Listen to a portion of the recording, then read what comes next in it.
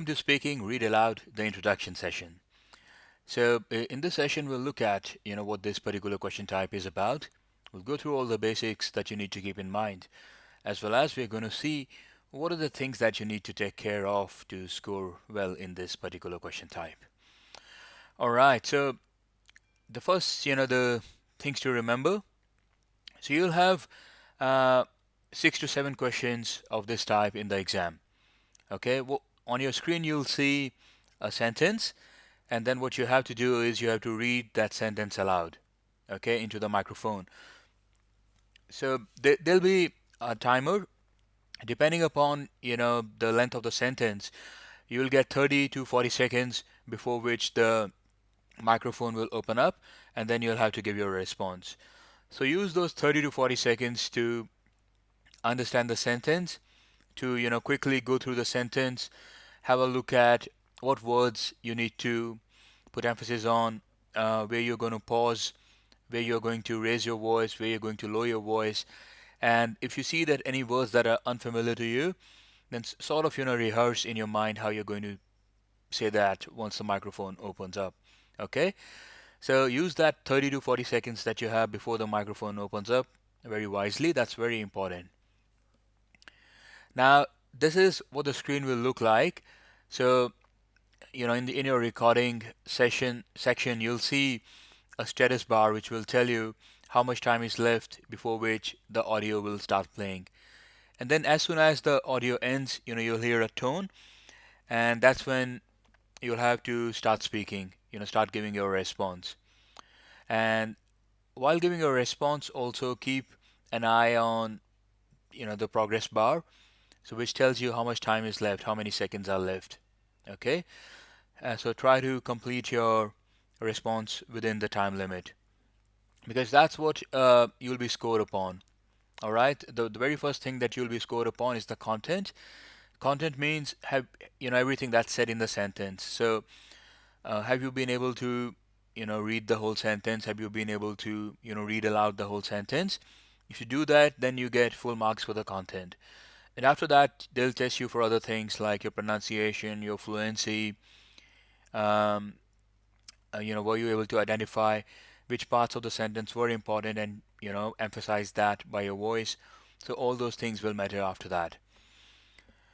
So this is a test of your reading skills as well as your speaking skills. So you'll get marks for both of those things, uh, from this question type. Okay, so it's very important. What are the things that you have to keep in mind to score well? First of all, your pronunciation should be good. Okay, you should be able to pronounce the words correctly. So what that means is, if there's any word that's difficult, or which is sort of unfamiliar to you, then in the first 30-40 seconds try to just practice how you're going to pronounce it. So that's very important. Secondly, you have to pause at the right places in the sentence. So whenever you see a comma, whenever you see a full stop, that means that's where you have to pause. Okay, some people they just run through the sentence. That's not the correct way. You don't just have to read it out, you have to be able to read it out in a way that the other person understands which part is important, um, what's the intention of the person who's speaking. So that's very important. And you convey that by pausing at the right places, by emphasizing the words that are more important. Okay, so that's very important. Finally, you have to be able to raise and lower your voice at the correct places.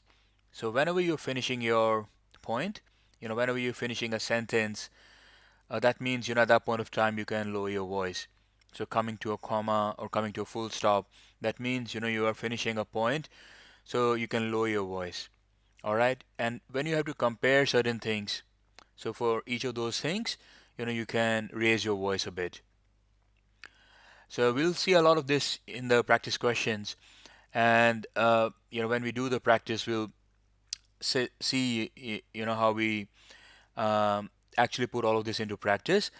And also, before beginning this practice, you would have already taken the master class on speaking. So a lot of these ideas are also discussed in much more detail there.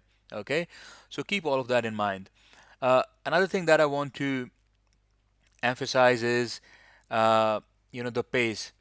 So if you speak too fast, rush through the sentence, or if you speak too slowly, okay, pausing at each word or after every two words, then that gives an impression that you are not very fluent. You have to come across fluent. So a way to do that is to divide the sentence, into smaller parts, into smaller chunks. Okay? And that's something that you can also practice every day. So for each, a couple of words or few words, try to take a larger passage and each few words, every two or three words, try to break them, say them together. As you get more practice, you can increase the size of your chunks.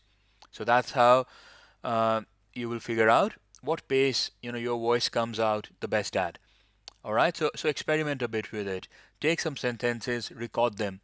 So speak some of them very slowly, speak some of them, at a faster pace, and then let someone, in your family or some friends hear it, and tell them, which one sounds more fluent.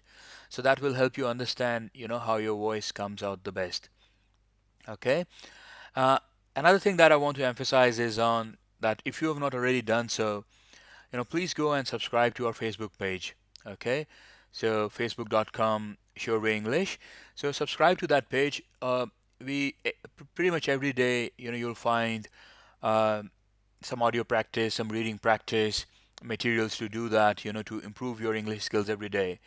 So I tell this to a lot of students. We tell them that in the morning while going to work, or in the evening or during your lunch break, you can just take a small passage, you can listen to a small audio.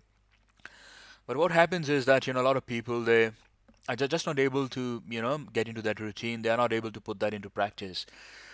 But pretty much everyone logs into Facebook, or yeah, they are into that habit. So if you just go to the Facebook page every day, you will find all these things. So instead of you having to go out and get these audios or get these news articles to read out, we bring them all together on a Facebook page so that you can just do your daily practice there.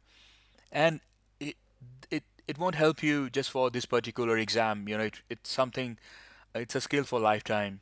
All right. So even after you clear your PTE academic exam, you have to continue improving.